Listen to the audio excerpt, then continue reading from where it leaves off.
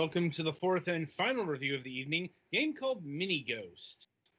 So Mini Ghost is a 8-bit prequel Metroidvania to the 16-bit styled Metroidvania Ghost 1.0, which is not currently in our review docket. As I said, they Why is sent there a troll friends option on the Don't worry intro about it. screen? I don't know. I don't know why. I imagine it probably has to do with the custom stage thing. No, Probably. like so trolling your friends. Okay, this you can shoot them stuff. You can make enemies bolder. You can place fake platforms. Like, you can send disparaging messages. Like, it's an actual troll mode. I don't know why this exists. Like, no, we didn't test this out. Like, I think there would have been yelling and screaming and the attempts to hit people, even though we're all states away. That'd be interesting. Yes. Anyway, so Mini Ghost stars the character Ghost, who actually seems to be a robot of some sort. Like, I've not played Ghost 1.0, so I don't know the. I know of the character, I know of the game, but that's about it. Like, basically, she's tasked to go fix a computer that's run amok on a space fortress, and by fix I mean destroy. Um, and that leads to apparently this is being styled after the MSX. Um, can't really vouch for that since the MSX wasn't ever a thing in North America. Um, Maybe you weren't ever a thing in North America. that doesn't even make sense. I never said it made sense. Okay then. Yes. Anyway, but I can see some of the things, like it's all single screen affairs.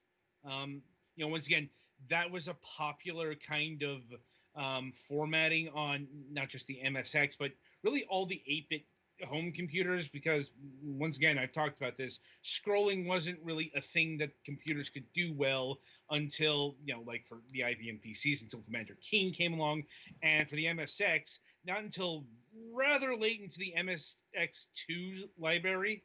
Like there are some shmups from the very end of the lifespan that actually have some really good scrolling. But like I said, that's some shit that was unlocked way late, like when the relevancy of the platform was on the wane, let's say. In its prime, you would have seen stuff like this. Like, um, but I think that's about as far as the MSX connection goes. Like, it doesn't have like the La Mulana flourishes. One of the big things that game had was the combining of powers via cartridges, which is an homage to the fact that the MSX computers had 2 cartridge slots. Nothing that elaborate here, and yeah, Mini Ghost definitely lives up to its name. It's fairly mini, not just in terms of scope. It's pretty short. Like, it took me about 3 hours, I think, to complete. Like 100% complete at that. And it plays out, like a Metroidvania would. You go around, you explore, you get power ups. And you go and kill bosses. Like, it all plays very solidly. Maybe not too impressively, but I think that's what they were going for here. You know, um, and yeah, um, there's not much to like. This just seems to be the theme this week. Very short, very succinct games. Although this game does have some additional replay value in that it's got a editor, um, 3 editors to be specific. It's got a level editor, it's got a character editor, and it's got a tile set editor. So it's got a pretty deep editor system. Gotta admit, this is like this kind of thing never appealed to me, so I never actually tested out the editor feature. But it's there if you like creating things, and like I said, it's all a solid framework. Like the jumps and the shooting mechanics work. Maybe a bit slippery, but um, nothing to complain about. It's just not a whole lot stands out either. Like this is the definition of a average game. Doesn't do anything particularly wrong. Doesn't do anything particularly amazing either. Um, it's like the draw here is it's a connection to a much more elaborate game and presumably a much more better game. Uh, I can only presume here because once again I've not played the main game here. Uh,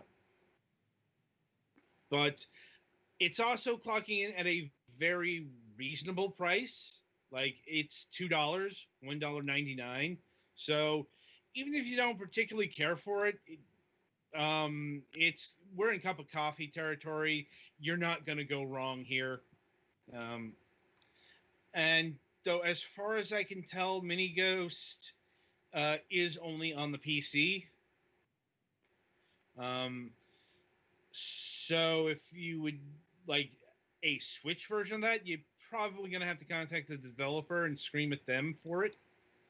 Um, outside of because Ghost 1.0 is on all the consoles, uh, and so is on Epic. This is not.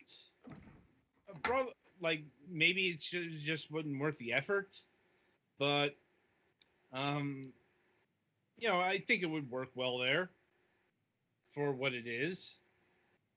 Like Um, and yeah, music. The music is once again it was fine. Like another one of these, I'm having like it was fine, but I'm having trouble remembering what it sounded like outside of 8-bit chip tunes. Now, like once again, the MSX didn't really have a defining sound, unlike a lot of other 8-bit computers. Like the SID chip or the ear vomit of the IBM PC speaker. But everyone loved the PC speaker. Rolls eyes. PC speaker? You mean that thing that always sounded like it was like friggin' destroying the machine? Yeah, that thing. Like, anyway,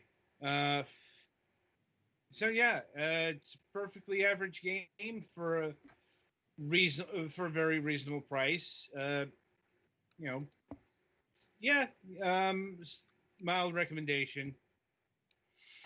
And yeah, that'll about do it for this installment of the Fragments of Silicon reviews. The week ahead. So let's see. On Wednesday, October 14th, we will be talking to Ken Hall of Two Dogs Games, presumably. It's one of those cases where I'm waiting to hear back from confirmation that they're still doing the interview. Haven't gotten that yet. Like, probably gonna ping again tomorrow. Because always a bit of a concern when and I've sent 2 notices too. But anyway, as far as the game, we're going to be talking about Destiny's Sword, a socially drawn MMO of all things. Not sure how that works, but we will endeavor to find out. Let's see. So Friday, we do have a Friday show, but it is a Friday evening show. We have Fragments of Silicon Let's Play of Spitlings. Co-op mode, and I checked. This one has an online co-op mode. So, look forward to that. And we are once again presuming that we will be having a new episode of Last News Desk on the Left. Mac has been solid for 2 weeks running. Mm-hmm. Granted, we ran into a bit of a scheduling issue because his state is fucking stupid.